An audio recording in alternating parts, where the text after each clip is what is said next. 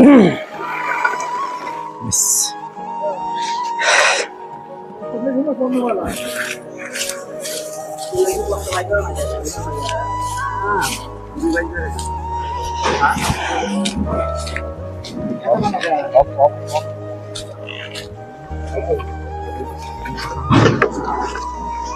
না বলে কথা না কাজ হবে।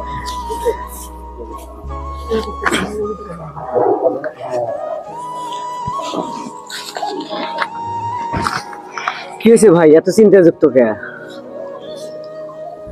চিন্তা চিন্তা করবো না? সকালে বউ আসার পথে বলে দিছে যে বাড়িতে কোনো বাজার নাই, একদিন পর ঈদ। আকাশের যে অবস্থা, যদি ধান না শুকায় তাহলে তো বিল পাবো না। আর বিল না পাইলে ঈদ কেমনে করে করব? বউ বলছে যে যদি আমাদের কাপড় চোপড় নাও হয়, তাও যেন বাচ্চা দুটার একটা প্যান্ট, একটা শার্ট, মেয়েটার একটা জামা। গরু মাংস কেনার টাকা হয়তো নাই বা হবে না, অন্তত একটা মুরগি যদি কিনতে পারতাম, তবুও ইচ্ছা কোন রকম ভাবে কাটানো যেত।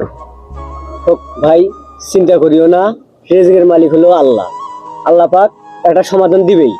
তুমি একাই ধান নাইরা দাও নাই, দেখো আমাদের মতো কত লেবার আছে, আমরা সবাই ধান নাইরা দিচ্ছি। ঠিক আছে, আল্লাহ পাক রিজিক দিবেই, তুমি এত চিন্তাযুক্ত হও না, সমাধান অবশ্যই আল্লাহ পাক দিবে।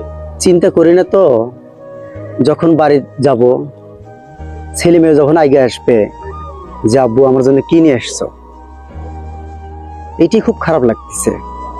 দেখো কত লোক ধান নাইরা দিছে, দেখো ওই দেখো ওই যে ধান, দেখো কত লোক ধান নাইরা দিছে, ওদেরও একই অবস্থা, আমাদের যে অবস্থা ওদেরও একই অবস্থা। তো ভাই চিন্তাযুক্ত হয়েও না, আল্লাহ আল্লাহ করো, আল্লাহর উপর ভরসা করো, অবশ্যই আল্লাহ পাক তোমার সমাধান দিবে এবং আমাদের সবার প্রত্যেকের সমাধান দিবে। দোয়া করো আকাশটা যেন ভালো হয়, আপনার জন্য দোয়া থাকবে, আমরা যেন ধানটা শুকাইতে পারি, আমরা সবাই যেন ধানটা শুকাইতে পারি এবং বেতনটা যেন সবাই পাই ইনশাআল্লাহ। আমাদের সবারই তো একই অবস্থা। হ্যাঁ, সবারই একই অবস্থা। এখানে কতগুলা লোক আছে, সবার যদি টাকা পয়সা থাকতো তাহলে আমরা এই চাতালে কাজ করতে আসতাম না। টাকা পয়সা নাই জন্যই আমরা এই চাতালে কাজ করার জন্য আসছি। ঠিক আছে ভাইয়া, যাও কাজে যাও, ভাই যাও, ওঠো একটু কাজে যাও, একটু সামনে একটু রোদ হচ্ছে, যাও একটু কাজে সবাই লাগে পড়ি। আসেন আসেন।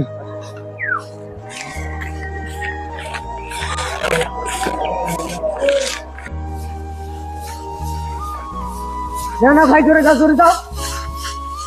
রোদ উঠছে।